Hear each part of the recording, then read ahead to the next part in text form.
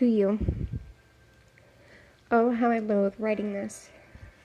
I've been sitting here for hours getting more and more angry about being forced to do this.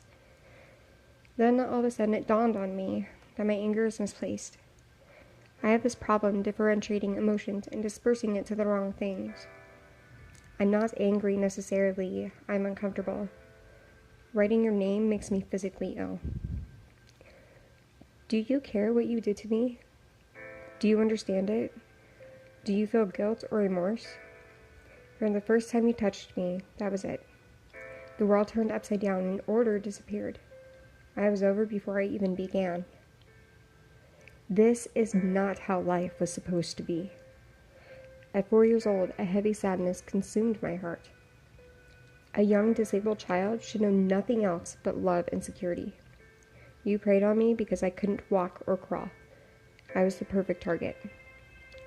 I became trapped in the sorrow of my soul, unable to feel, hope, or dream. No, instead I became unseen, unheard, and unloved. After my casts were off and I learned to walk, you didn't stop. You just got worse. This is a never-ending loop that plays on repeat, and I don't know how to fix it. When I start to feel okay, it starts all over again relentlessly. I get a few millimeters from the surface of the water, and right before my fingertips touch the air, the darkness grabs my ankle and pulls me back under to the lowest depths possible. The flashbacks turn into a tornado set out to tear apart every limb one by one until its destruction destroys me. It's more than a fleeting thought or a horrible memory. It chases me around everywhere. It follows me in my dreams. This is as if I'm right back to that moment in time again. I can hear, see, smell, and feel all of it. I can feel the confusion and the pain. I can hear and feel my bones cracking from you contorting me in ways the human anatomy cannot move. 75 pounds up against 140 pounds. It was a losing battle. My clawing, kicking, and punching didn't even faze you. You were unconcerned with the bloody nose that I gave you. There was nothing I could do but focus on the lamp that was shaking from your force, focusing on the beads that clinked together so I didn't have to be in this dimension. I can smell the scent of Mr. Bubbles coming from my wet towel that you tore from me. Call it what you will, hallucinations, whatever, but I still get whiffs of it. That stops me in my tracks to this very day. I can see all my stuffed animals in their exact position on my bed. That was the last time I could look at Tweety without being revolted. You took away my choice to decide what I do with my body and my mind. You stole my innocence from me. No longer was I a child. I was only 12 years old. When you were finished with me, you left me broken and numb. I was void of emotion. There was no thought process. I went on autopilot and began throwing blankets, bubble bath, and stuffed animals in the dumpster. There was no way I was going to be able to explain how the blood got there.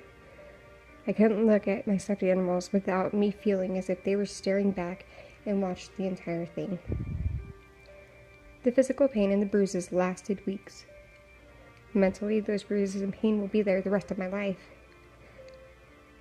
The brain is an amazing organ. I was able to push out the event, and for some time I didn't have to remember, or so I thought. It turns out you molded me into the person I was and am now. My timidness, not being touched, my eating disorder, running away, the way I view myself, the fact I feel people staring at me, judging me, even though they aren't. You taught me a lot, especially that day. You taught me to love at a distance, never ever put my guard down. I showed how to build up walls to keep others out. Always question what people do and say. I learned to draw on a smile and add pep to my voice so nobody could tell that I'm not alright. My self-worth is only defined by the way I look. My thoughts and feelings will always be disregarded. My intelligence means nothing. Someone will always take advantage or use me for their own selfish gain. I'm ugly, dirty, and disgusting. I'm worthless.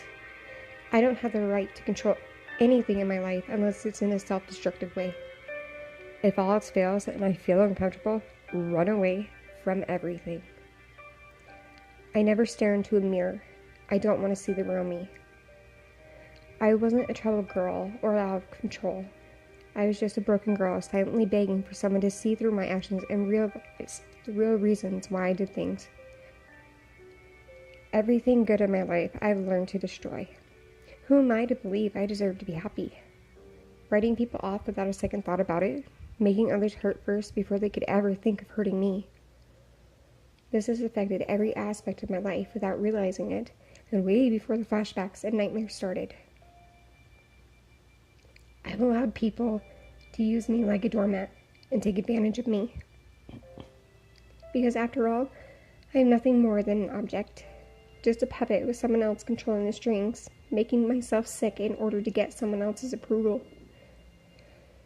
The full force of what happened came to a head a few years ago. I didn't want to live. I tried multiple times to kill myself, and every time, for whatever reason, I came back to life. You of all people should know that when you attempt suicide once, it's always in the back of your mind, every single day. It becomes yet another failure that I can tally up.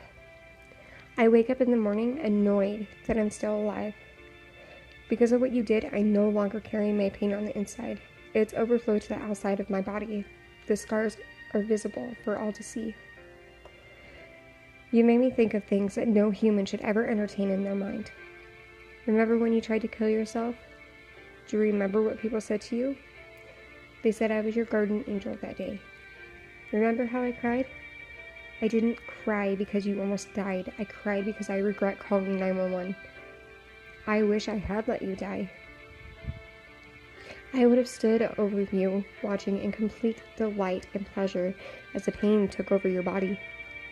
See the fear stretching over your face after you regret what you have done. Wishing you didn't try to kill yourself. Taking notice of the vein in your neck pulsing in a frenzied way. Attempting to beg for my help, only to realize that you are unseen, unheard, and unloved, knowing nobody will come to your rescue. You'll grab for me, and I step away just barely out of your reach. I'd squat down for a better look, and watch you squirm, contort your body in unnatural ways, and see the light flicker out of your eyes, your chest rising and falling one last time until I hear the last exhale of your soul being dragged to the depths of hell by greedy demons. All without remorse or care. With a genuine smile. My first real smile. Hiding nothing back. People should never ever have that thought about another person's life. You're one of the lucky ones. Nobody can persuade me to press charges against you, at least not yet.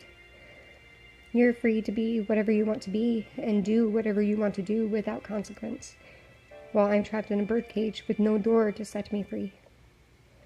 As children, we have an idea of what the boogeyman is. Long, sharp teeth, a horrid odor coming from its snake-like tongue, a contorted face all covered in rancid fur, lurking in the dark, waiting for the right time to grab you and drag you under the bed to eat you alive. The truth is, the boogeyman is an unassuming figure. Could be a stranger, could be a person you're supposed to trust. Someone with a warm, sweet smile, hiding the monster inside, only to come out when the opportunity presents itself. That's when the boogeyman comes out to demolish your existence. I've allowed you to live in my head, rent-free. You have silently directed my life. Eventually, I will make peace with this. You will not have power over me. You will not take from me. There's nothing left to break. Eventually, someday, I will love myself. My flashbacks will end, and this will become a tool to show me I can do and be anything because I am deserving. I will no longer be haunted by you. This will no longer define me. I will be able to look in the mirror and see beauty instead of dirt. For the first time, my eyes will not be dull. I will learn to receive love without thinking strings are attached to it. I will not feel shame or guilt. That is not my cross to bear. I may not know who I am, but I do know that I am not this person. When I finally realize my worth, my power will return, and I will no longer be fragile. I will feel the opening of the volcano inside of me, and the lava will no longer erupt. The scars I wear on the outside will become a reminder that I can walk through fire without being consumed by it. Someday, I will glue together the broken pieces of me that you so easily shattered. And someday won't be a someday, but it will turn into a today. And while I wait for that day to come, I'll plaster on a pretend smile with cement and be fake happy until it becomes my reality.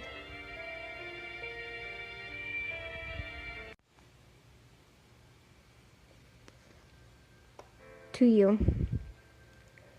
Oh, how I loathe writing this.